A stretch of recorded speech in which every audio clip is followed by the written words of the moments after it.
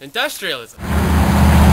The period in history from the late 19th century to the early 20th century that saw a bonanza of technological advancements, which paved the way for new industries of big businesses. Out of these big businesses emerged a group of people who dominated their trades, industrialists and robber barons. Today we're going to take a look at one of the greatest financiers of all time, John Pierpont Morgan. So let's get going on our time machine box of history. Take it.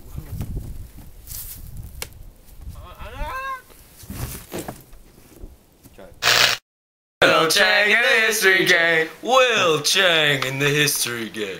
Will Chang in the history game. History rules! Will Chang in the history game. James Garfield could write with both hands at the same time in different languages. Will Chang in the history game. Will Chang in the history game. Brought to you by Planes, Trains, and Automobiles. Pierpont was a financial genius and wizard who dominated American industries and economics with his risky yet skillful maneuvers. Know why? I don't know. Good, because I'll tell you. Born on April 17, 1837 in Hartford, Connecticut, he was the son of a prominent banker, Junius Spencer Morgan. Quickly establishing himself as a natural leader and capable mathematician, he was expected to continue his father's trade in banking and finance. He went to a variety of schools. The Hartford Public School, the Episcopal Academy, English High School, somewhere in London, the Swiss School of Bellevue, and even the University of Göttingen in Germany. Throughout his childhood, he was sporadically struck with illness, and at one point, he was sent to the North Portuguese islands to recover. So at a very young age, John was already done a lot of traveling. It was like, he was here, and then he was there, and then he was here again, and he was here. William, And now it's time for... Did you know? Did you know that John's uncle, James Lord Pierpont, was the composer of the song known as Jingle Bells? Oh boy, I'm feeling that holiday spirit now.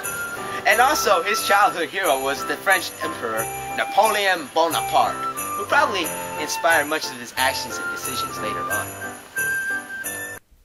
Pierpont started his career working in his father's London branch, but later moved on to New York as a clerk on Wall Street, where he showed incredible business instinct and met many influential people who would help him build his career later on.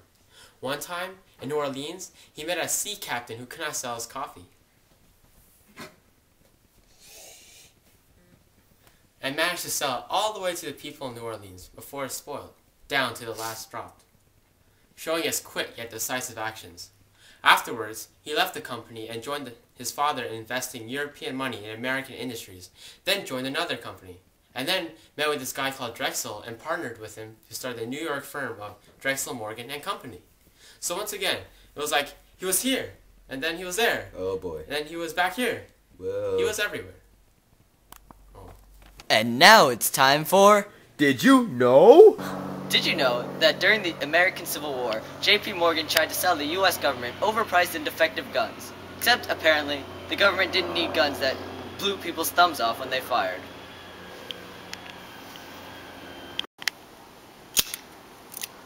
Ow! My thumb! J.P. Morgan, you sold me a defective gun. Dang it. Oh, cool! A thumb! Thanks, J.P. Morgan! As his partner, Drexel, died in 1893, he was in control of his company, which he renamed J.P. Morgan and Company. I guess What a jerk. And after his father died, he took over his company too. He also created the Chase Manhattan Bank and was closely associated with a lot of other banks and firms as well. He was a brilliant tactician of business dealings. For example, he once forced the rival railroad companies to cooperate with each other after the Interstate Commerce Act of 1887, which ensured fair rates, to make new and agreeable laws. Well, he did lock them up in a room until they did agree, but that's not important. Did I mention that he also saved America? No. Twice? No.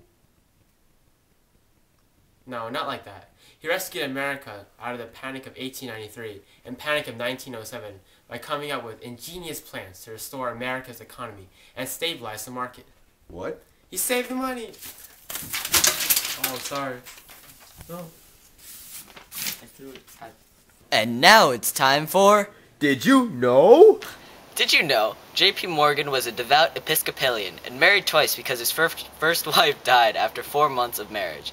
He had 4 children, the most famous of which was Jack, who continued his father's trade after his death.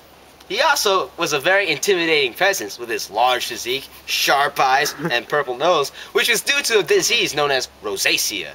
He was pretty self-conscious about his nose. He also liked Cuban cigars, technology, and yachts. A lot. Indeed, and he also enjoyed arts. He spent much of his free time collecting it, and owned his own private collection, which was worth around $6 million back then, and was donated to various art museums after his death. He also donated money to a variety of places, such as schools, hospitals, and art museums. Pretty interesting if you ask me. Yeah, if you ask you.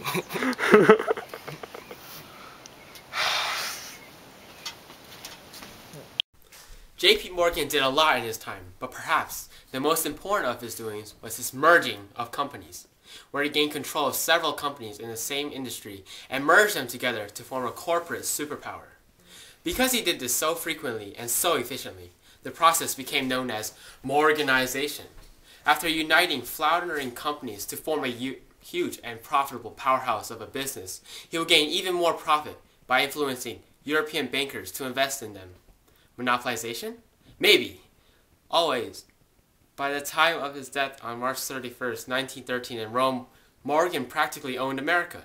I mean, he was everywhere. He bought out Carnegie to form the U.S. steel industry. He merged 2 major electric companies to form General Electric. He bought and owned a bunch of railroad companies, and he did so much more.